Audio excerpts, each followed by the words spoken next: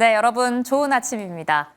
어제는 그야말로 코스닥의 날이었습니다. 이날 하루에만 코스닥 지수를 추종하는 ETF에 1조 원의 자금이 들어왔는데요. 특히 코스닥 150 지수를 추종하는 ETF에는 5천억 원이 넘는 자금이 몰리면서 역대 ETF 1일 개인 순매수 1위를 기록했습니다. 이 기세에 코스닥은 매수 사이드카까지 발동되면서 급등했죠. 지수가 하루 만에 7%, 70포인트나 오른 역사적인 날이었습니다. 외국인과 기관의 대규모 매수세가 유입이 됐고요. 여기에 힘입은 역대급 강세, 천스닥 돌파에 시원하게 성공해줬죠. 그동안 국내 증시 상승의 주요 원인이라고 하면 코스피 대형주, 삼성전자, 하이닉스, 현대차가 있었는데요. 어제는 이 변곡점을 좀 지나면서 코스닥, 특히 소외됐던 제약바이오나 2차전지 섹터가 강하게 부각되며 시장의 중심축이 이동하는 모습이 좀 연출이 됐습니다. 에코프로 그룹주 나란히 20%대의 강세 연출했고요. ABL 바이오도 21% 상승. 물론 알테오젠의 상승폭이 좀 제한적이었다라는 부분은 아쉬움으로 남습니다. 여기에 코스닥 시총 상위에 있는 로봇주도 어제 불을 뿜었죠. 레인보우 로보틱스도 강했습니다. 장 초반부터 날아오른 주가 초강세 연출하면서 25%의 상승 마감을 보여줬는데요. 이렇게 코스닥을 끌어올렸던 돈, 자금은 어디서 왔을까요? 바로 코스피에서 빠져나온 수급이 만든 천스닥이었습니다. 이 때문에 3거래일 연속 장중 5,000피 돌파에 성공한 코스피지만 어제는 끝내 안착에는 실패하면서 5일선을 위협하는 조정 국면에 진입했습니다. 5,000피 이후의 흐름, 만일 5일선을 이탈할 경우면 어떤 전략을 좀 세워봐야 할까요? 혹시나 그렇게 된다면 어제 급등한 코스닥 시장에서 단기적인 차익 실현 매물이 좀 출현할 가능성도 있어서 역시나 앞으로의 수급의 지속성 여부가 관건이 되겠습니다. 5,000피와 천스닥 새로운 시대입니다. 이제부터는 어떤 생각을 좀 해봐야 할까요? 네, 모닝콜 울리네요. 이제 자리 옮겨서 새 시대, 새 전략자로 가겠습니다.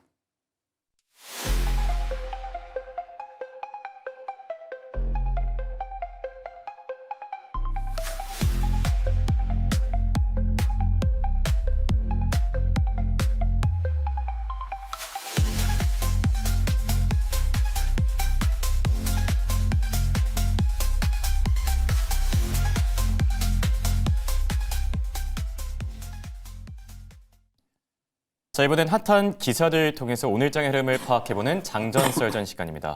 박지영 앵커를 대신해서 일일 진행 맡게 됐고요. 오늘은 도움 말씀에 위즈웨이브 이권희 대표 나와 계십니다. 안녕하십니까? 네, 안녕하세요. 코스닥 정말 대단합니다. 천스닥을 결국 돌파해냈는데 이게 사실 정책에 대한 기대감만으로 오른 게 아니냐 이런 뭐 얘기들도 나오고 있긴 하거든요. 분위기가 완전히 코스닥 쪽으로 좀 넘어갔다라고 보는 게 맞을까요? 이제 항상 그 질문들이나 기사들이 보면 이제 좀 과격하죠. 극단적인데 주식이 뭐 갑자기 뭐 코스피에서 코스닥으로 넘어가고 이런 건 아닌 것 같고. 예. 코스피가 이제 단기에 많이 올랐죠. 5,000 포인트까지 이제 올라왔기 때문에 좀 쉬어갈 국면에서 이제 코스닥이라는 이제 정책적인 모멘텀이 붙은 건데. 지금 현 정부가 이제 집권하고 처음에 공약이 뭐였냐면. 네. 예, 임기 내 5,000포인트였는데 7개월 만에 5,000포인트가 갔잖아요. 이미 달성해버렸죠. 예. 그러면 이제 새로운 목표로 지금 코스닥 3,000 얘기가 지금 나오면서 그러면 이제 이 부분이 투자자들이 이제 이렇게 반응하셔야 돼요. 어제 올라온 이유는 다 ETF 때문에 올라온 거예요. 예. 그러면 개인들이 정부의 말을 믿기 시작했다라는 게 중요하죠. 그래서 앞으로는 우리가 이제 보통 트럼프가 시장 개입한다고 많이 얘기하잖아요. 그렇죠. 근데 이제 이재명 정부도 이재명 대통령이 한마디 하면 이제 주가가 요동칠 수 있다. 네.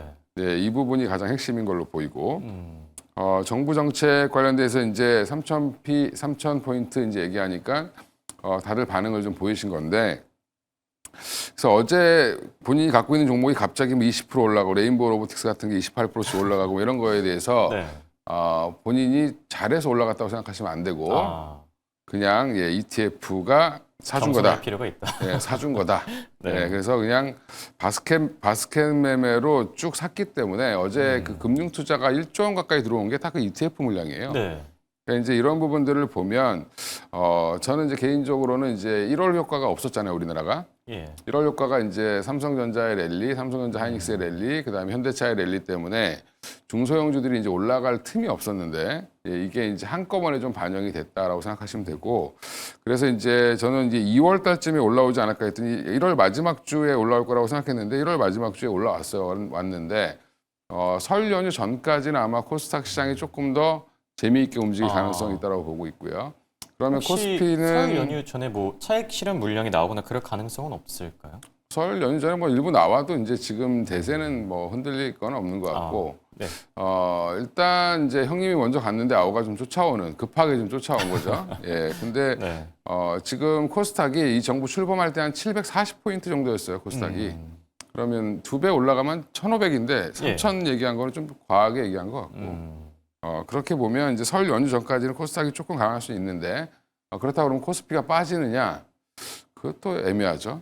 그럼 네, 이 레벨을 좀 잘 지켜 나가는 것만으로도 좀 괜찮을까요? 그렇죠. 이제 이번 주에 또 삼성전자, 하이닉스, SKI, 현대차 세 종목이 29일 날 또 동시에 또 실적 발표를 하잖아요. 그렇죠. 그 정도는 좀 확인하고 가자라는 정도의 물량이라고 그런 이제 기간이라고 생각하시면 되고요. 네. 그래서 코스닥이 이제부터 코스닥이야 이렇게 이제 생각하시면 안 된다. 여전히 코스닥은 지금 펀더멘탈 대비해서 비쌉니다. 사실 아직도. 네. 이제 성장성이 있는 종목들 중심으로 해서 가되 저는 이제 어제 코스닥 150 위주로 이제 ETF가 많이 샀다라고 얘기를 하잖아요. 5,000원에서 샀다고 예. 얘기하는데 총 상위 종목도 중심으로 보셔야 됩니다. 코스닥도 어차피 그 안에서 모멘텀이 있는 종목들 잘 고르시고. 지금 너무 흥분해서 또 이제 코스닥으로 막 달려간다 그러면 또 이제 갑자기 이제 삼성전자 하이닉스 가면서 또 이쪽이 죽을 수도 있어요.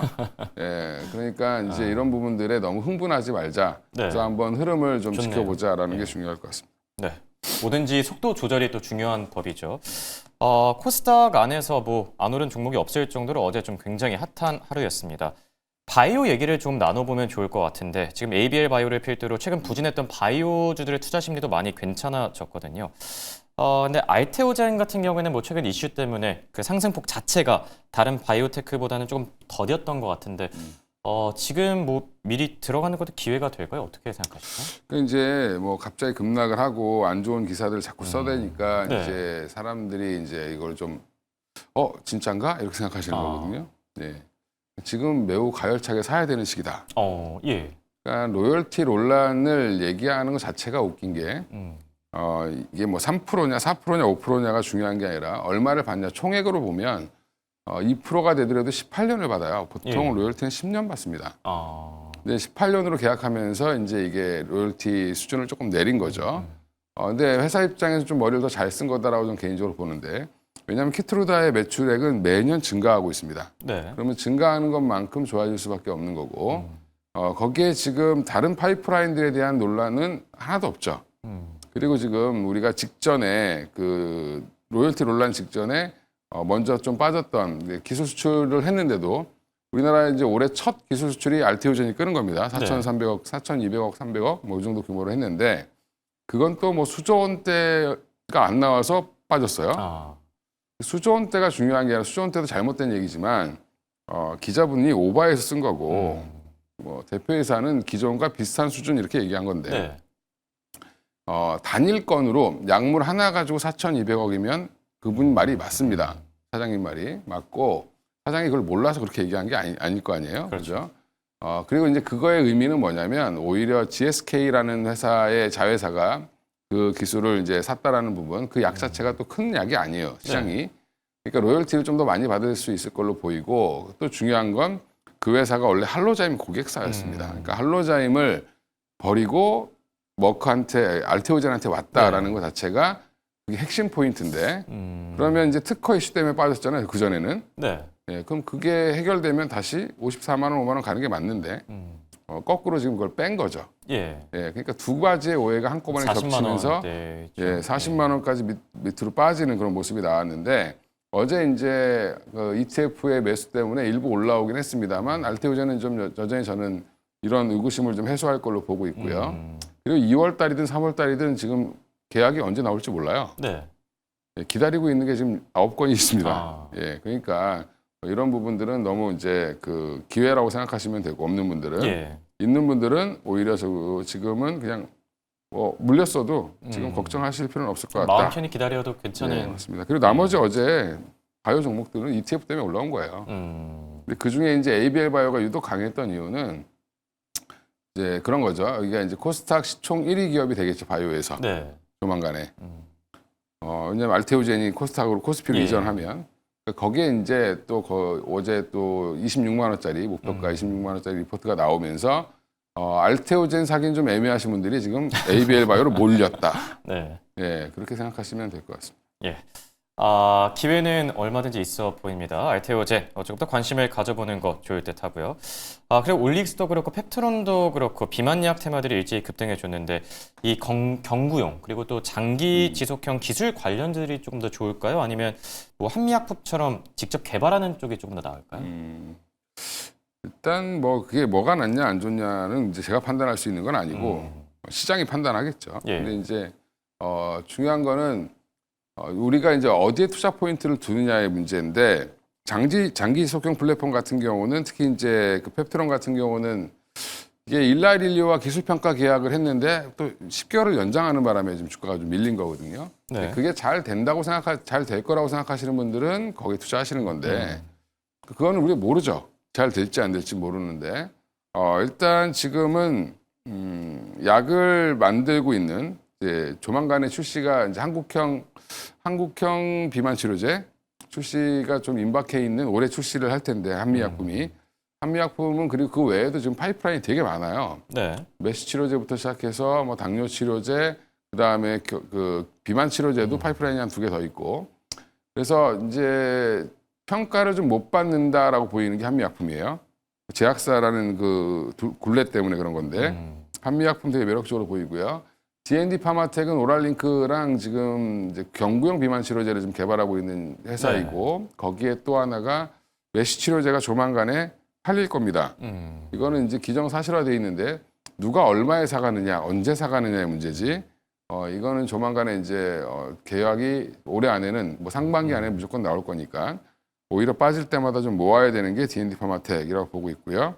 그다음에 나머지 기업들도 더 좋습니다. 좋은데 네. 뭐 올릭스라든지 쪽 이제 RNA 관련돼서 지금 얘기가 나오고 있고 한데 그거는 이제 각자 기업들을 좀 분석하시고 거기에 어떤 거에 무게를 둘지는 본인들이 판단을 하셔야 된다 이렇게 말씀드리겠습니다. 네. 그리고 바이오와 함께 또 이 천스닥을 견인한 게 바로 배터리와 로봇 쪽이었었죠. 그런데 실적이 좀 불안하다라는 평가들도 나오고 있긴 한데 옥석 가리기는 어떻게 하는 게 좋을까요? 로봇의 옥석 가리기는 사실 우리가 할 수가 없는데 예. 이제 제일 편한 방법은 대기업이 지분 투자했냐 안 했냐 보시는 게 맞고요. 예. 네. 대기업이 돈 쓰는데 함부로 안 쓰겠죠, 그렇죠? 그렇죠. 예, 그러니까 어제 레인보우 로보틱스 올라가는데 뭐 휴림 로봇은 빠지고 하잖아요. 네. 예. 이제 이게 2차 전지가 예전에 한참 랠리를 보일 때 무늬만 2차 전지 종목들이 많았어요. 네. 예, 리튬 뭐 이런 회사도 있습니다. 음. 그러니까 뭐 금양 같은 회사들도 그랬죠. 한다라고 하는데 실체는 별로 없고. 근데 로봇도 마찬가지예요. 로봇이란 이름은 붙어 있는데 실체 없는 회사도 생각보다 많습니다. 그렇죠. 예, 그런 회사들을 좀 걸러내실 필요는 있을 것 같고요.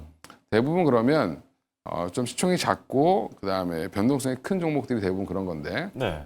좀 그런 거 골라내시고 여전히 이제 그럼 어제 레인보우 로보틱스나 로보티즈 갖고 계셨던 분들은 좋았겠죠.